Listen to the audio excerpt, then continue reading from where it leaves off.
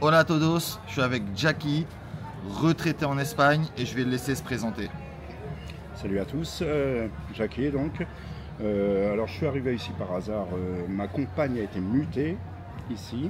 Moi, comme j'étais retraité, ça n'a pas été difficile de la suivre. Et voilà, donc je vis à Sanlúcar de Barrameda depuis bientôt 8 ans maintenant. Et bah, je suis le roi du monde, quoi. Est-ce que c'est compliqué du coup pour un retraité de venir en Espagne et faire les démarches administratives? Alors les démarches administratives pour moi ont été assez simples, hein. J'ai réussi à avoir mon NIE assez facilement. Ok.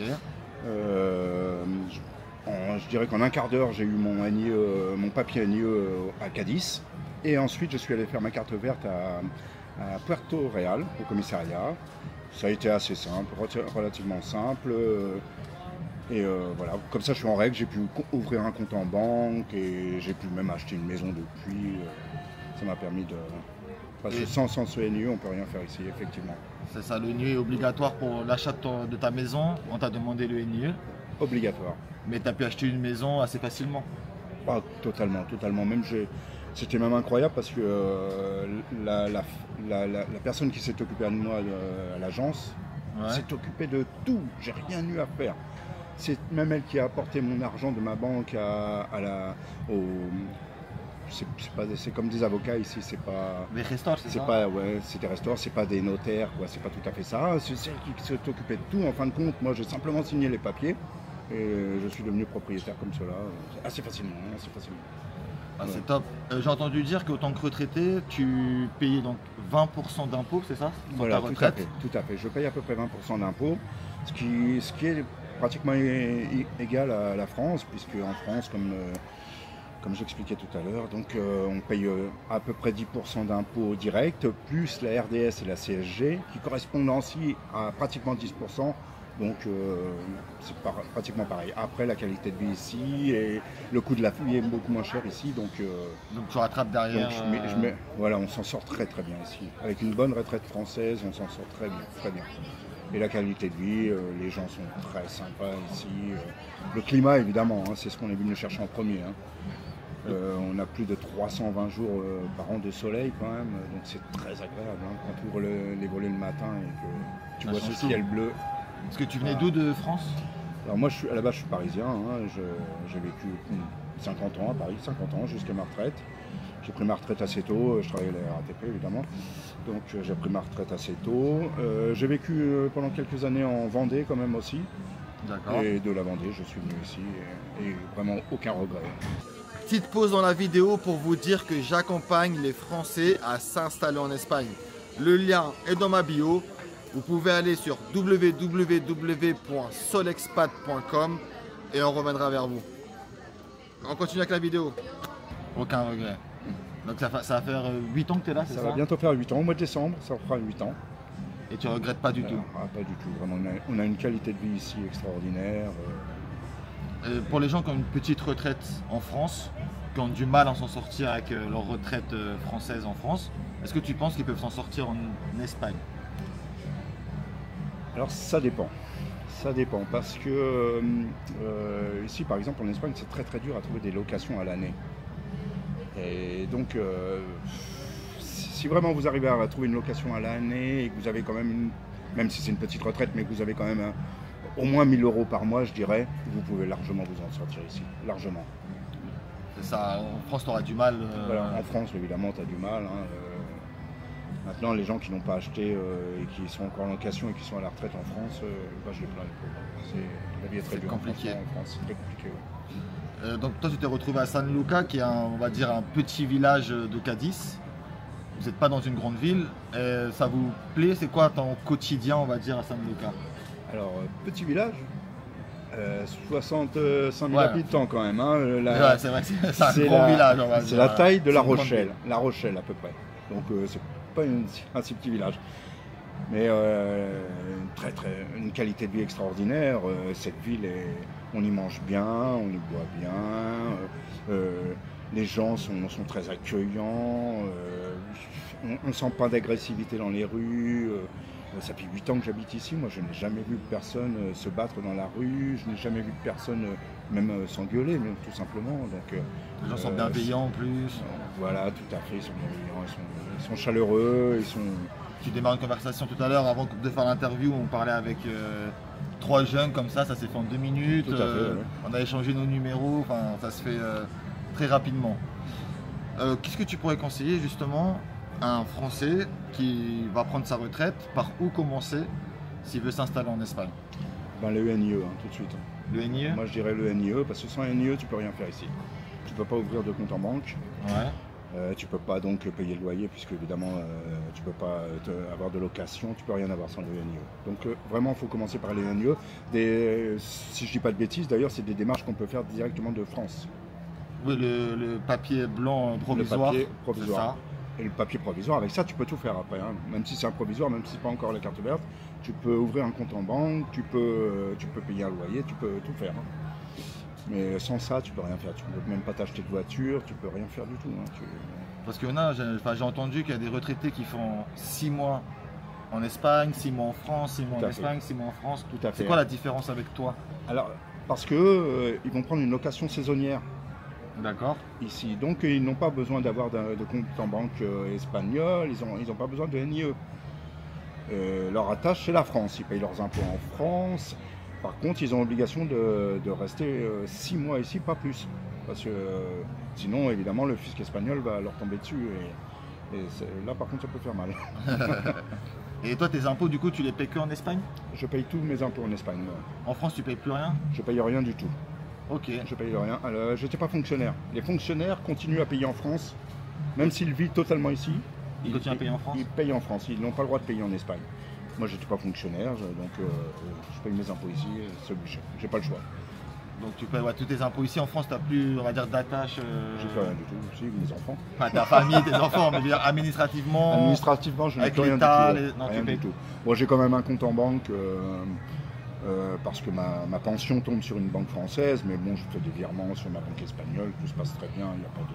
Il n'y a pas de souci avec la France qui te réclame de l'argent? Rien, non, aucun. Non, rien. J'existe même plus pour eux d'ailleurs. Au niveau de la santé, c'est-à-dire la sécurité sociale, même les médecins, je sais pas, c'est-à-dire dans les hôpitaux, les urgences, comparé à la France, on va dire, qu'est-ce que tu en penses? J'en pense que du bien. J'en pense que du bien. Parce que, bon, effectivement, il a fallu que je m'inscrive. J'ai mis un certain temps à obtenir ce qui correspond à la carte vitale en France. C'est une carte de la carte de Salud. Ouais. Et quand on va chez le médecin, on ne paye rien, on n'avance rien ici en Espagne. On n'avance pas de frais d'honoraires? Rien du tout. Tu vas chez le pharmacien, tu n'avances rien du tout non plus. Et non, c'est vraiment une qualité. Et les urgences, tout ça, vraiment, on est bien reçu aux urgences, s'il y a quoi que ce soit. Bon, je touche du bois, j'ai pas eu besoin d'y aller non plus. Hein. On touche du bois. Mais j'ai des amis qui ont dû y aller, surtout à l'époque du Covid. Et vraiment, ils ont été reçus très très bien. Donc, le système de santé en Espagne est très très bien. On n'a rien à envier, on va Rien dire, à la tout à France. fait. Parce qu'il y a beaucoup de gens, par exemple, qui commentent dans mes vidéos, tu vas rentrer en France pour te faire soigner, etc. On peut très bien se faire soigner ici en Espagne. Très très bien, très très bien. Que ce soit dentaire même, très très bien. Ma compagne d'ailleurs s'est fait refaire les dents. Par contre, il faut une mutuelle ici, non? Tu conseilles de prendre une mutuelle en plus? Il n'y a pas besoin puisqu'on n'avance rien. Ok. Moi je n'ai pas de mutuelle moi. Et pour les dentistes, etc., tu t'as payé du coup? Ah bah elle a payé une partie bien évidemment. Elle a payé une partie. Mais la partie qu'elle paye, c'est quand même beaucoup moins que la partie qu'elle payerait en France, malgré qu'elle soit rembourser par sa mutuelle ou quoi que ce soit. De toute façon, les prix c'est plus intéressant ici de toute façon. Et la qualité des soins était pareil. Nickel. Il n'y a rien à... Non. Et qu'est-ce que tu penses des Espagnols en règle générale? Moi je les trouve plus chaleureux que les Français. Après on n'a pas tout à fait la même façon de vivre. Par exemple, mes relations avec mes voisins sont très très bonnes, très très bonnes. mais on ne s'invite pas entre nous. Je n'ai jamais mis les pieds chez mes voisins. Alors qu'en France, voilà, tout se passe dehors. Bon, le climat s'y prête, évidemment. Quand tu veux discuter avec ton voisin, bah, tu vas discuter dans le bar d'en face avec une petite bière. Contrairement à la France où bah, tu te fais un petit apéro avec tes voisins. C'est pas tout à fait pareil. Mais c'est quand même très chaleureux. Vraiment, moi, par exemple, j'ai des voisins qui sont extraordinaires. Quand j'ai besoin de quelque chose, ou quand ils ont besoin de quelque chose, ils viennent me voir assez facilement. C'est très une proximité, on va dire. Tout à fait. Si je dis à mon voisin, par exemple, que je pars en France, il me dit t'inquiète pas, je surveille ta maison, s'il y a quoi que ce soit, j'appelle la police ou quoi que ce soit. Et mes voisins, pareil, hein, quand ils partent pour le week-end ou quoi que ce soit, ils me disent tiens, Jackie, ça t'ennuie pas de jeter un œil à ma maison. Donc les Espagnols sont assez chaleureux quand même, je trouve. Hein. Et solidaires, je trouve. Tout à fait, et puis c'est vrai qu'ils sont très ouverts dans la rue, tu engages facilement la conversation avec quelqu'un en Espagne. Ça va vite. Si t'es quelqu'un de sociable, tu peux te faire des amis, tu peux faire des connaissances. Des connaissances assez facilement. Assez facilement. Moi qui suis retraité, par exemple, tous les matins, je vais boire mon petit café dans le centre-ville de Sanlúcar. J'en profite pour me lire mon journal sur mon téléphone et je connais pas mal de monde maintenant autour de moi. Je peux plaisanter avec des IA là-bas. Quand j'arrive, mon café il vient sur la table, j'ai même pas besoin de commander parce que les serveuses savent que je prends. Tu parles espagnol maintenant? Je parle beaucoup mieux espagnol qu'il y a quelques temps, mais c'est pas encore ça. C'est pas encore ça. Hein. Est-ce que tu penses que la langue c'est une barrière pour Au départ, oui. Quand je dis une barrière, c'est-à-dire, est-ce que c'est ça qui fait qu'il ne faut pas bouger quelque part d'autre? Surtout pas, non, au contraire, il faut y aller, il faut foncer, mais chose que je n'ai pas fait assez bien. Hein. Je ne l'ai pas fait assez bien, j'aurais dû le faire un peu mieux, aller plus facilement vers les gens pour discuter avec eux, malgré que... Parce que les Espagnols, ils voient que tu fais un effort pour essayer de parler avec eux. Donc ils ne vont pas essayer de te critiquer ou quoi que ce soit. Au contraire, je trouve qu'il faut un effort justement. Voilà, ils vont faire un effort, ils vont parler plus doucement pour essayer de dialoguer avec toi. Et j'avoue qu'au départ, je ne l'ai pas fait, c'est dommage, parce que peut-être qu'aujourd'hui, je parlerai un petit peu mieux espagnol. Après, ma compagne, par exemple, qui travaille, elle... au boulot, elle n'a pas eu le choix et maintenant elle parle très bien espagnol.